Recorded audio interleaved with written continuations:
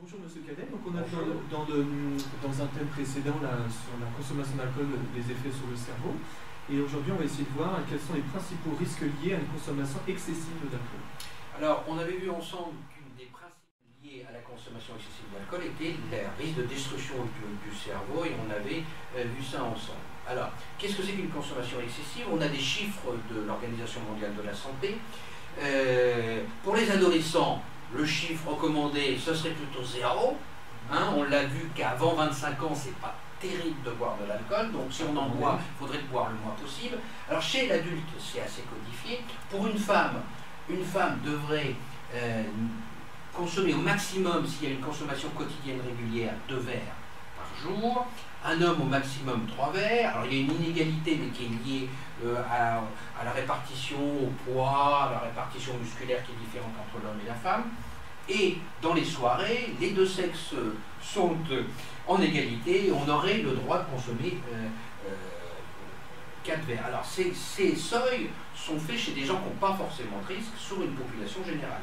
Ce qui est valable sur une population de 65 millions d'habitants n'est peut-être pas valable pour vous. Si votre père a eu une dépendance à l'alcool, si vous avez une dépression en ce moment, si vous êtes sous médicaments, le seuil doit être beaucoup plus bas. Si vous êtes enceinte, le seuil doit être à 0. Si vous êtes au volant de votre voiture, le gouvernement recommande 0,50, mais on sait qu'à 0,20, on a 2 fois plus de risques de mourir sur la route.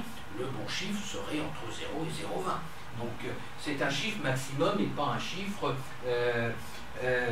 minimum.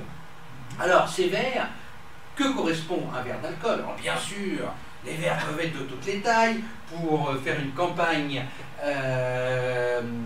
mes collègues avaient créé des verres de ce volume énorme pour faire réfléchir aux gens qu'un verre, ça veut rien dire. Hein. Voilà un autre verre qui veut aussi rien dire. Donc quels sont les verres? On appelle ça d'unités standards. Les unités standards, en fait, c'est les verres qui avaient été créés dans les cafés.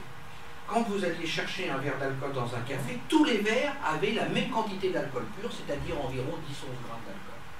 Quand vous achetiez une bière, on prenait une pression. La pression était de 25 centilitres à 5 ou 6 degrés. Je vous épargne le calcul, il faut multiplier par la masse volumique, on ne va pas se casser la tête aujourd'hui, on arrive à 10 grammes d'alcool. Quand on vous donnait du vin, on vous donnait plus 25 centilitres, mais on vous donnait 12 centilitres, la moitié, 12 centilitres 5. Puisque le vin était 2 fois plus fort que la bière, on vous donnait 2 fois moins.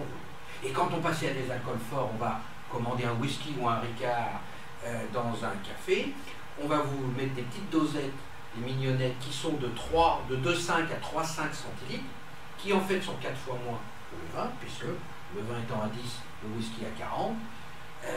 Le volume étant diminué par 4, l'alcool monté par 4, on retombe toujours un verre au café représenté une unité standard de 10-11 grammes d'alcool. Alors ça, c'était la théorie.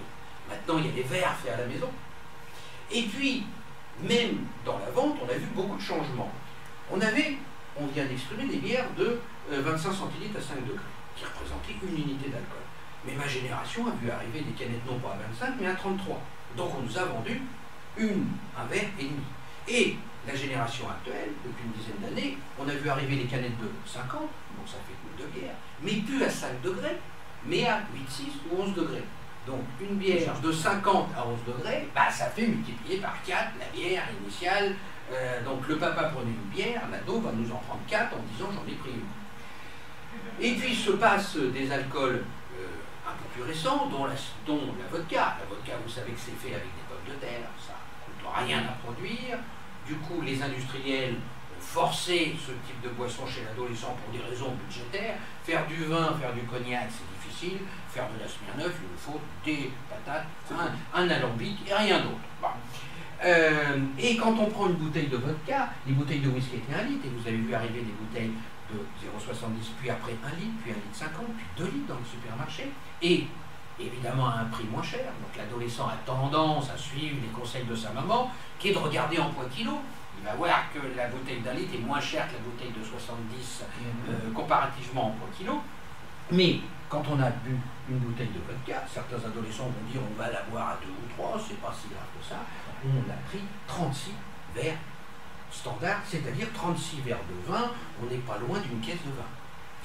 Donc boire une caisse de vin, si les parents buvaient à deux une caisse de vin à l'apéritif en attendant leurs amis, est-ce que les adolescents ne les trouveraient pas excessifs? Par contre, un ado qui va prendre un tiers de litre risque de tomber dans le coma, mais s'il n'est même pas dans le coma, il prend des quantités d'alcool massives et qui donnent les conséquences qu'on a vues, dont les conséquences de risque de coma et de risque d'accident et de destruction du cerveau.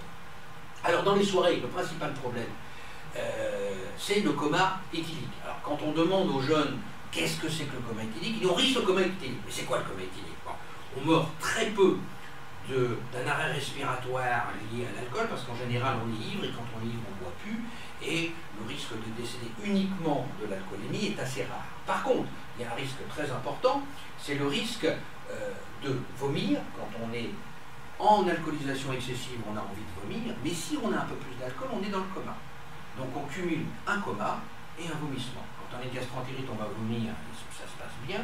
Quand on est dans le coma et qu'on vomit, le risque c'est que le vomi reparte dans les bronches et passe dans les poumons et étouffe le jeune. On dit qu'on a à peu près un mort par mois, par million d'habitants, simplement par état d'ivresse. Rappelons quand même qu'on est parti s'amuser, comme les deux jeunes là, pas tomber malade et encore moins mourir. Alors cette jeune fille qui est dans le coma risque de choses, bien sûr, de s'étouffer dans son vomi, et bien sûr, comment va-t-elle protéger son corps si quelqu'un veut abuser d'elle?